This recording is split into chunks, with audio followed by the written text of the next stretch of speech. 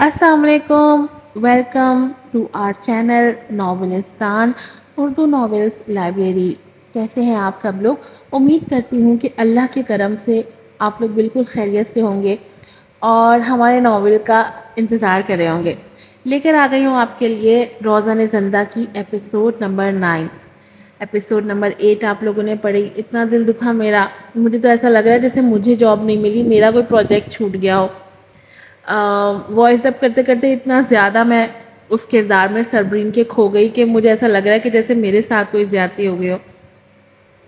इस बार भी सबरीन के साथ धोखा हुआ। और जब इनके इंसान के पास पैसा ना रहे ना, पावर नहीं रहे, तो यकीन माने फिर इंसान के हाथ में कुछ भी बाकी नहीं रहता और उसको बहुत मुश्किल हो जाती है अपने पैरों पे वापस से खड़ा होने में। हाँ, हिम्मत नहीं हारनी चाहिए। और आप लोग जो है हिम्मत नहीं हारो तो एक टाइम आता है कि आप वापस अपने पैरों पे खड़े हो जाते हो।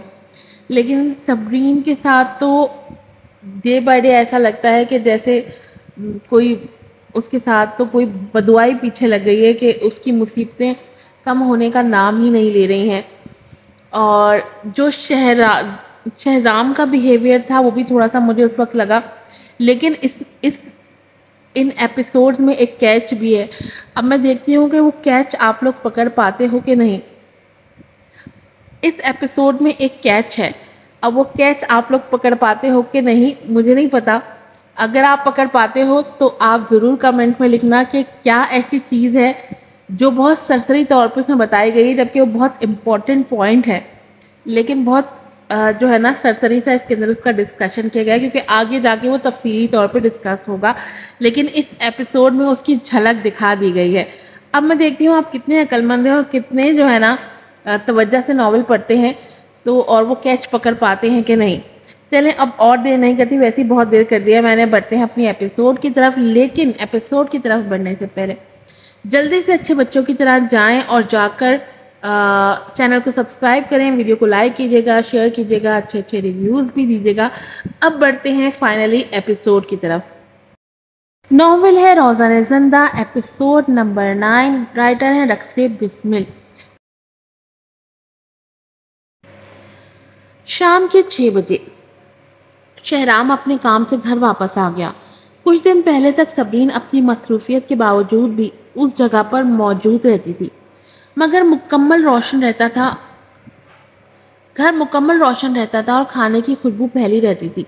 और किचन से नजर आते उसकी डिनर की तैयारी में मसरूफ वजूद को वो देख सकता था, जो बड़ी तंदही के साथ यहाँ वहाँ चकराता अपनी मौजूदगी का मुकम्मल एहसास दिलाता था। और आज यहाँ मुकम्मल अंधेरा छाया हुआ था। उसने बढ़कर लाइट ऑन की, तभी सीधी उसकी नज़र सोफे पर सबरीन के वजूद पर पड़ी। उसके बाल बिखरे और उलझे हुए थे, आंखें वर्म ज़दा, जिनसे दुख झांक रहा था, जैसे वो रो रो कर थक चुकी हो।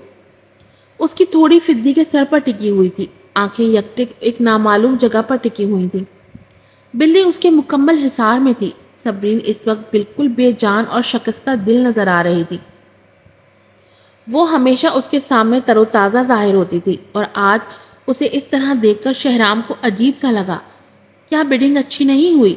उसने अपना कोट उतारकर आदत के मुताबिक सोफे पर उछाला। एक बार फेल होना कोई बड़ी बात नहीं, तुम अभी कम उम्र हो। मैं कम उम्र हूँ तभी हर एक को इजाज़त है कि मुझे धोखा देता रहे।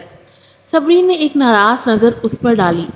आप जैसे बड़े लोगों के नज़दीक हमारी फीलिंग्स की कोई वैल्यू नहीं होती, दुरुस्त? वो उसकी बात पर परेशान हुआ। उसने सोचा सबरीन अपना गुस्सा उस पर निकाल रही थी। क्या तुम अपनी नाकामी का जिम्मेवार मुझे समझ रही हो? और यही सच है, सबरीन ने चबा चबा कर कहा। मेरी नाकामी की सबसे बड़ी वजह तुम पर यकीन करना है। सबरीन ने अपनी मुट्ठियां भींच ली। ये साफ जाहिर था कि वो उससे मोहब्बत नहीं करता था, लेकिन कानूनी तौर पर वो उसकी बीवी थी। फिर भी वो उसे बेवकूफ़ बना गया। इन हाथों को मत काटो जिसने तुम्हें खाना खिलाया है। शहराम उसके रिमार्क्स पर सख्त बेजार हुआ। तुम इस बिडिंग में हिस्सा कभी ना ले सकती अगर मैंने दरपर्दा मदद ना की होती। अगर मुझे मालूम होता कि तुम उसके बाद ऐसा बिहेव करोगी तो कभी ऐसा ना करता। थैंक यू वेरी मच, मैं तुम्हारे आगे हाथ जोड़ती हूँ, आइंदा मेरे मामला से दूर रहना। उसने हाथ जोड़े और सोफे से पैर नीचे रखकर तंज किया। बिल्ली उसके उठते ही जंप लगाकर नीचे कूद गई।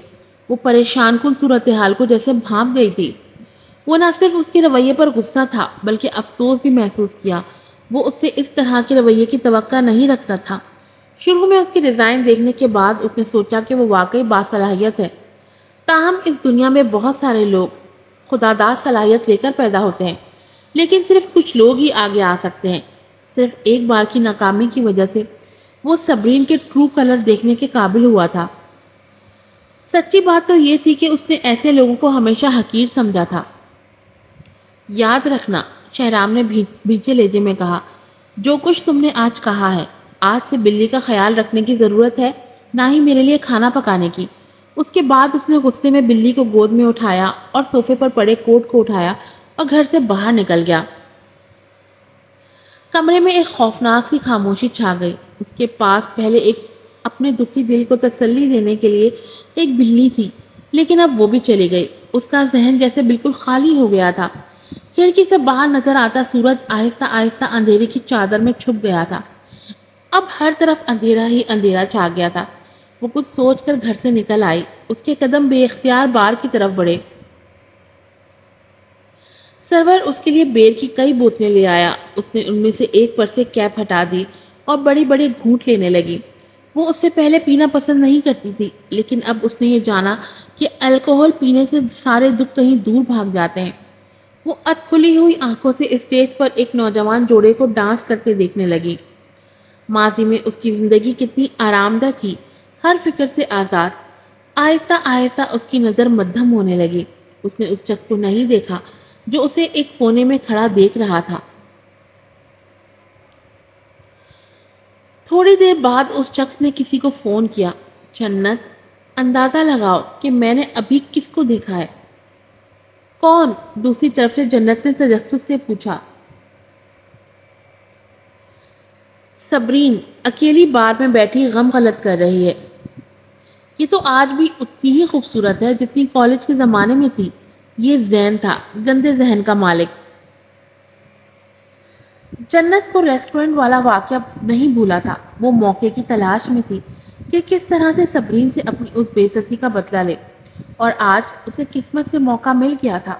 وہ خوش تھی کہ صبرین آج بیڈنگ ہار چکی ہے، لیکن اس کے لیے یہ کافی نہیں تھا۔ وہ اسے کوئی بڑا دھچکا دینا چاہتی تھی۔ زین، کیا تم اب بھی اس میں دلچسپی رکھتے ہو؟ جنت نے اسے گویا تیار کرنا چاہا۔ پہلے نہیں تھا، لیکن اب مجھے صرف اس کی ذات کو کھوجنے کا تجسس ہے۔ اسکول ٹائم میں اس نے ہمیشہ میری بے عزتی کی۔ اب میں چاہتا ہوں وہ مجھ سے معافی مانگے۔ ٹھیک ہے، یہ موقع تمہیں میں دیتی ہوں۔ جنت نے اسے اپنا پلان بتایا، جسے سن کر زین کی چھوٹی آنکھوں میں چمک لہرائی۔ کیا تمہیں یقین ہے کہ یہ… ڈرو مت، میں تمہارے ساتھ ہوں۔ اب صبرین کے ساتھ کوئی بھی موجود نہیں ہے۔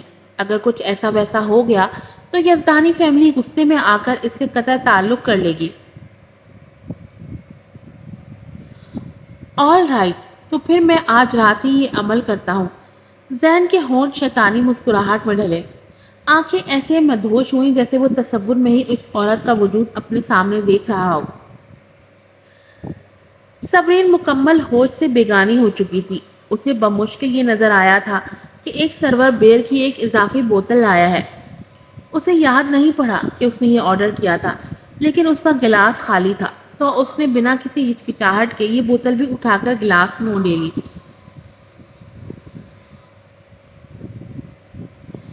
زیادہ دیر نہیں گزری تھی کہ اس کی آنکھیں مکمل بند ہو گئی۔ وہ ہوش سے بیگانہ ہو چکی تھی۔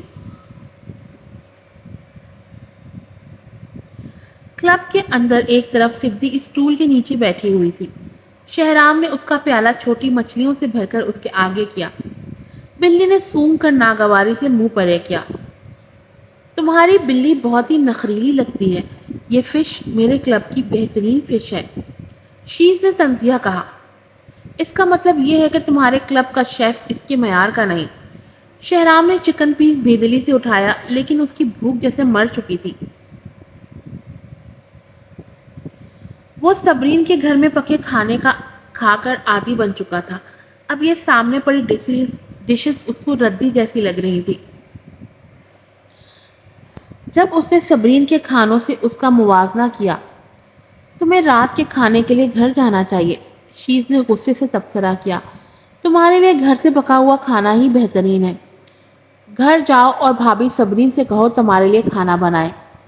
اس عورت کا تذکرہ مت کرو۔ شہرام کے چہرے کی رنگت بدل گئی۔ اب اس نے کیا کیا تمہارے ساتھ؟ شیز نے تعجب سے اسے دیکھا، پھر جیسے اسے یاد آیا، آج تو بیڈنگ تھی نا؟ میں نے کہا نا اس بات کا ذکر مت کرو، شہرام نے وارن کیا۔ شیز نے بنا کچھ کہے لب بھینچ لیے۔ اس نے تھوڑی دیر بعد فون پر بات کی اور پھر اسے بتایا۔ وجاہت راؤ گولڈن کارپوریشن کا مالک اس کلب کے پرائیویٹ روم میں انتظار کر رہا ہے۔ وہ بزنس کے معاملات پر بات کرنا چاہتا ہے، جس کا کچھ دیر پہلے میں نے ذکر کیا تھا۔ تم جاؤ، مجھے ایسے معاملات میں دلچسپی نہیں ہے جس میں ذہنی کام نہ ہو۔ شیز کے پاس جیسے الفاظ کھو گئے، وہ چپ رہ گیا۔ آف کورس تم سب سے بہتر ہو کیونکہ تم ذہین ہو، شیز نے دل میں یہ ضرور سوچا تھا۔ وہ قریبی دروازے کی طرف بڑھا۔ جب وہ 20 منٹ بعد واپس آیا تو یہ دیکھ کر حیران رہ گیا کہ ٹیبل پر پڑی ڈشز ایسے انچھوئی ہی پڑی تھی۔ اندازہ لگاؤ کہ اس کمرے میں کون تھا۔ ٹیکنالوجی سینٹر کا انچارج موجود تھا، ساتھ میں عزت۔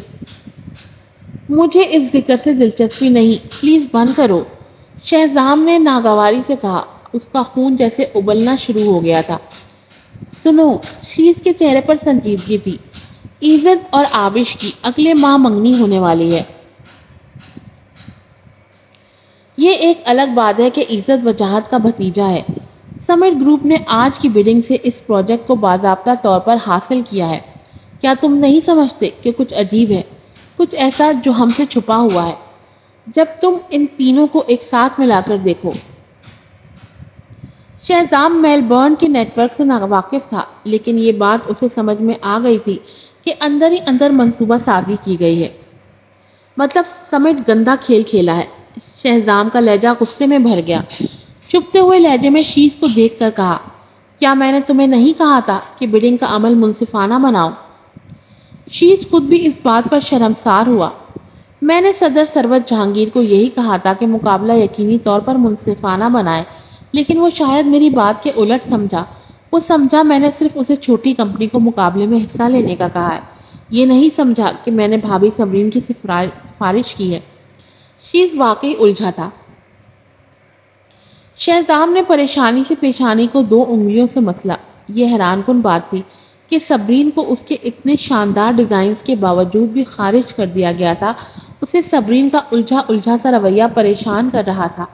کوئی بات تھی جس سے وہ ناواقف تھا، ورنہ وہ اس طرح ریئیکٹ بالکل نہ کرتی۔ کچھ سوچنے کے بعد اس نے فون اٹھا کر ہادی کو فون ملایا۔ تفتیش کرو کہ آج کی بیڈنگ کے دوران کیا واقعہ ہوا۔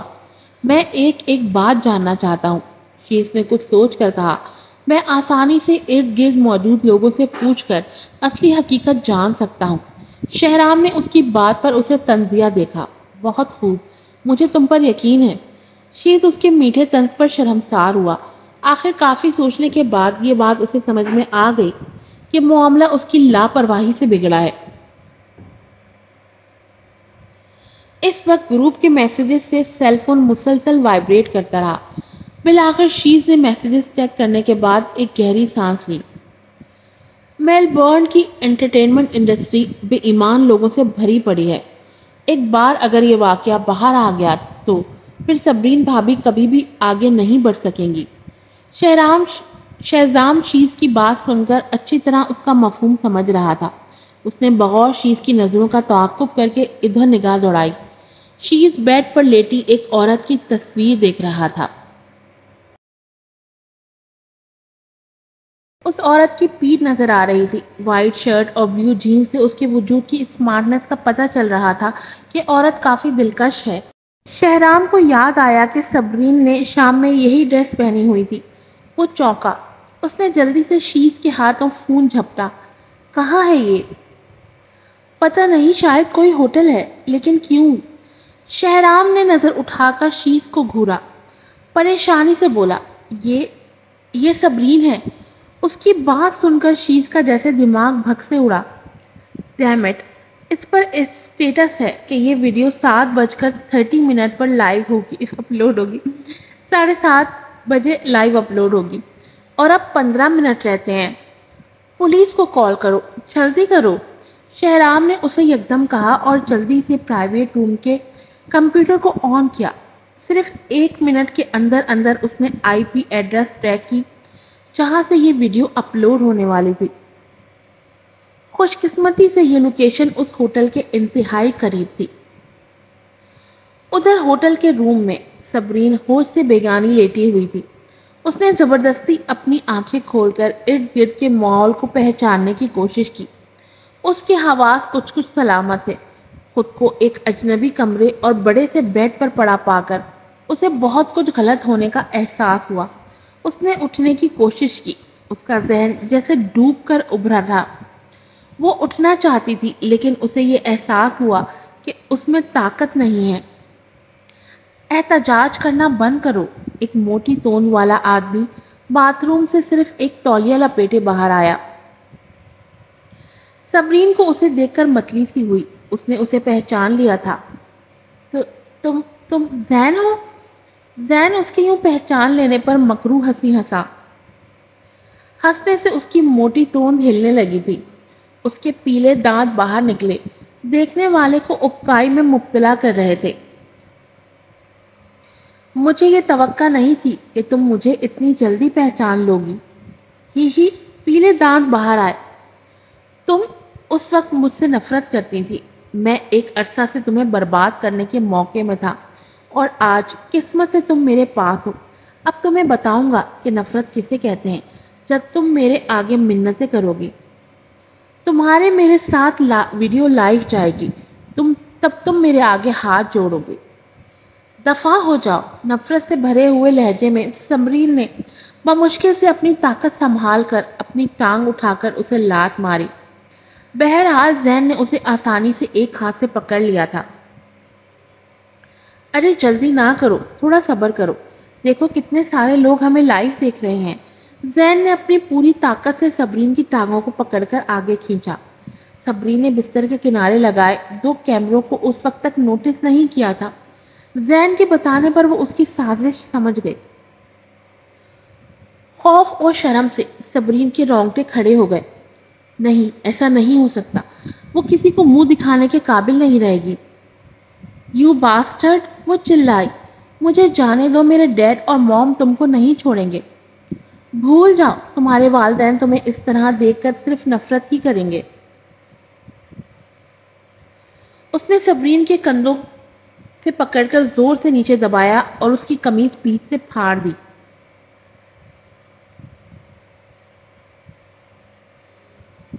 ہیلپ! صبرین زور لگا کر چیخی۔ صبرین بے بسی سے رو پڑی۔ اللہ اس کے ساتھ ایسا کیوں کر رہا ہے؟ وہ پہلے ہی کافی مشکلات سے گزر رہی تھی۔ اس نے اپنے پیارے رشتے کھو دیے تھے اور اب اس کی آخری جمع پونجی عزت بھی خطرے میں تھی۔ اچانک سے اس کی آنکھیں جیسے خوف سے پھٹ گئیں۔ میں تمہیں ایسا نہیں کرنے دوں گی، بھلے میں مر جاؤں، وہ چیخی۔ پھر اس نے اس کے بازو پر شدت سے دانتوں سے کاٹا۔ زین نے اسے زور سے تھپڑ مارا۔ یہ اتنے زور کا تھپڑ تھا کہ صبرین کے حواس جامد ہو گئے۔ اس کی آنکھیں رونے سے متروم ہو گئی۔ اسے لگا جیسے کسی نے اس کی روح کھینچ لی ہو۔ زین اس کی بے بسی کا مذاق اڑاتا کہکا لگاتا رہا۔ اس وقت کوئی بھی تم کو بچانے نہیں آئے گا۔ تمہارے لیے بہتر یہی ہے کہ میری بات مان لو۔ ٹھیک اسی وقت کسی نے زور زور سے دروازے پر ٹھوکریں رسید کر کے توڑنے کی کوشش کی۔ دروازہ دھڑام سے کھلا تھا۔ کون ہو تم؟ زین گھبرا کر بیڈ سے کھڑا ہو گیا۔ شہرام نے اس کے موٹے جسم کو دیکھ کر متلی سی محسوس کی۔ جب اس کی نظر بیڈ پر پڑے بے بس وجود پر پڑی تب اس نے محسوس کیا کہ صبرین کی شرٹ ڈھیلی ہے اور بیچ سے قدرے پھٹی ہوئی۔ یہ دیکھ کر جیسے وہ پاگل ہو گیا۔ بنا جواب دیے اس نے دیوانہ وار تابڑ توڑ زین کے چہرے پر مکے برسائے تھے۔ میں وہ ہوں جو تمہیں جیل بھیجنے سے پہلے اوپر پہنچائے گا۔ اس کے مضبوط وجود کو دیکھ کر زین کے حواس گم ہوئے۔ وہ زمین پر گرا شہرام کی مار کھاتا رہا۔ شہرام نے اس کے وجود سے اٹھ کر جلدی سے بیڈ پر لگے ہوئے کیمرے نکال کر زمین پر اچھالے۔ اس کے بعد جلدی سے اپنی شرٹ اتار کر آفرین کے وجود کو ڈھانپا اور اسے اپنے حصار میں لیا۔ سبی، کیسی ہو تم ٹھیک ہو؟ اس کی ہمت ہی نہیں ہو رہی تھی کہ صبرین کے سوجے ہوئے چہرے کو چھو سکے، صرف نرمی سے اس کی پیٹھ سے لاتا رہا۔ No no no, don't touch me please don't. Sabreen کا ذہن ابھی تک مدہوشی میں تھا، اس کے سوجے ہوئے ہونٹ ڈر سے کانپ رہے تھے۔ مدہوشی میں اسے صرف یہ محسوس ہو رہا تھا کہ کوئی اسے چھونے کی کوشش کر رہا ہے، اور احتجاجاً وہ روتے ہوئے کمزور ہاتھوں سے اسے خود سے پرے دھکیلنے کی کوشش میں ادموئی ہو رہی تھی اور مسلسل بڑبڑا رہی تھی۔ آج سے پہلے وہ اسے ہمیشہ مغرور، خوبصورت اور شرارت سے بھرپور نظر آتی تھی۔ اسے اپنی شرارتوں سے اتنا تنگ کرتی تھی کہ بعض اوقات تو وہ دانت پیس کر رہ جاتا تھا، لیکن آج وہ اسے اس طرح مجروح حالت میں دیکھ کر خود پر لعنت بھیج کر رہ گیا۔ اس کی بے وقوفی کی وجہ سے ہی صبرین اس حالت میں پہنچی تھی، وہ شاید ہی خود کو معاف کر پاتا۔ ڈرو مت، یہ میں ہوں، کسی میں اتنی جرت نہیں کہ تم کو تکلیف پہنچا سکے۔ اس نے صبرین کا سر نرمی سے سہلایا۔ ایک جانی پہچانی سی خوشبو سونگھ کر صبرین کے حواس ریلیکس ہونے لگے۔ اس کی دھندلی آنکھوں میں پہچان کے رنگ لہرائے۔ اس نے یہ جانا کہ سامنے بیٹھا وجود اس کا اپنا ہے، اس کا محرم۔ شانی، کیا میں خواب دیکھ رہی ہوں؟ کسی نے واقعی خواب میں آ کر اس کی عزت بچائی تھی۔ یہ خواب نہیں ہے، تم اب بالکل محفوظ ہو۔ شہرام نے نرمی سے اس کی آنکھ کے کنارے سے بہتے آنسو پوچھے۔ اچانک اسے اپنے پیچھے کافی ساری آوازیں سنائی دی۔ جیسے ہی اس نے سر گھما کر دیکھا، زین سیکیورٹی گارڈ کی تحویل میں خود کو چھڑانے کی مسلسل مزاحمت کر رہا تھا۔ ٹھہرو، اس نے صبرین کو اپنے حصار سے نرمی سے نکال کر بیڈ پر لٹایا۔ اس کی آنکھیں سرد ہوئیں۔ تم لوگ اب اس کے ساتھ کیا کرو گے؟ زین کافی ڈرا ہوا تھا، اس کے جسم میں جیسے جان نہ رہی تھی۔ وہ بمشکل اپنی ٹانگوں کے سہارے پر کھڑا ہوا تھا۔ وہ چاہ رہا تھا کہ یہاں سے بھاگ جائے، تبھی اس کے سر کے پچھلے حصے پر کسی نے زور سے کرسی کھینچ ماری اور وہ وہیں فرش پر گر گیا۔ یہ دیکھ کر کہ ایک لمبا مضبوط جسم کا مالک شخص اس کی طرف بڑھ رہا ہے، خوف سے اس کا جسم کانپا جیسے سردی لگ گئی ہو۔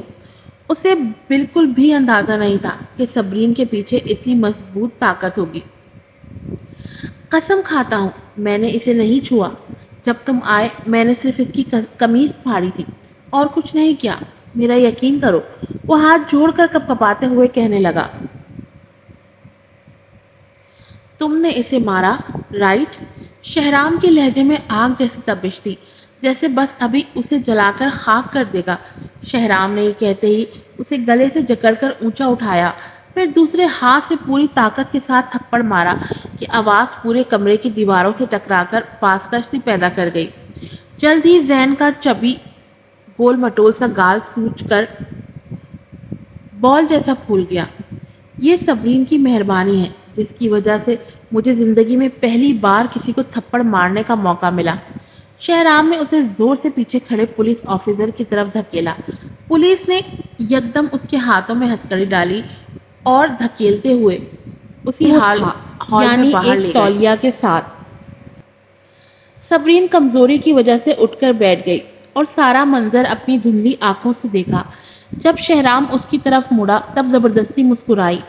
اس کے بعد اس کے ذہن پر تاریکی سی چھا گئی۔ وہ مکمل ہوش سے بیگانہ ہو کر بیڈ پر بے ہوش ہو کر لڑک گئی۔ شہرام نے جلدی سے بڑھ کر اسے اپنے مضبوط ہاتھوں میں اٹھا کر باہر نکالا۔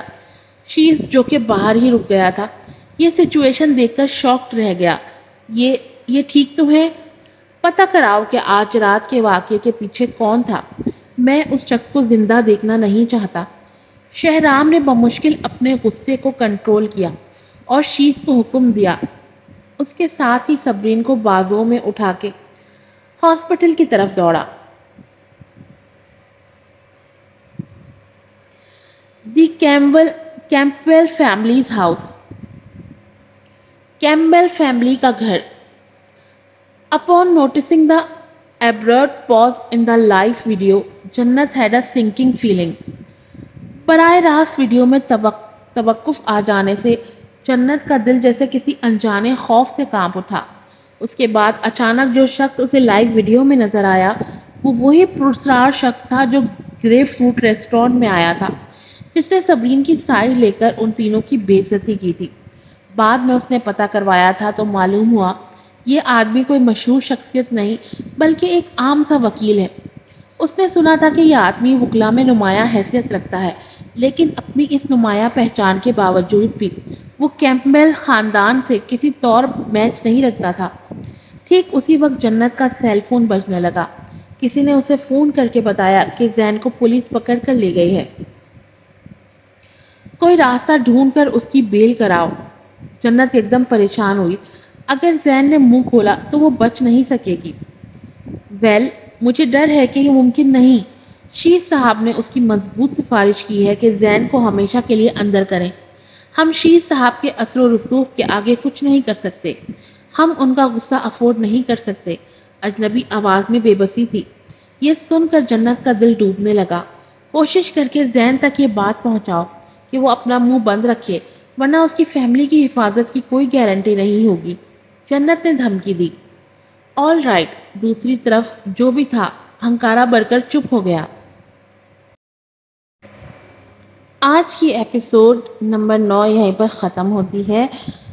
جو کچھ دونوں ایپیسوڈ میں صبرین کے ساتھ ہوا وہ انتہا سے زیادہ ڈی موٹیویٹنگ تھا، بہت زیادہ ڈس ہارٹننگ تھا۔ کیا کہوں، میرے پاس الفاظ نہیں ہیں بتانے کے لیے، لیکن وہ کہاوت سنی ہے نا آپ نے کہ مصیبت کبھی بھی اکیلے نہیں آتی ہے، اپنے ساتھ ساتھ آس پڑوس والوں کو بھی اور اپنے کزنس وغیرہ کو بھی سب کو لے کر آتی ہے۔ تو ابھی صبرین کا بھی یہی حال ہے کہ اس کے اوپر کوئی مصیبت اکیلے نہیں آ رہی، اپنے ساتھ اپنی کوئی نہ کوئی کزن لے کر ہی آتی ہے۔ چلیں جلدی سے چینل کو سبسکرائب کر دیں، ویڈیو کو لائک کیجیے گا، شیئر کیجیے گا اور اچھے اچھے ریویوز بھی دے گا۔ پھر ملوں گی آپ سے نئی ایپیسوڈ کے ساتھ۔ السلام علیکم۔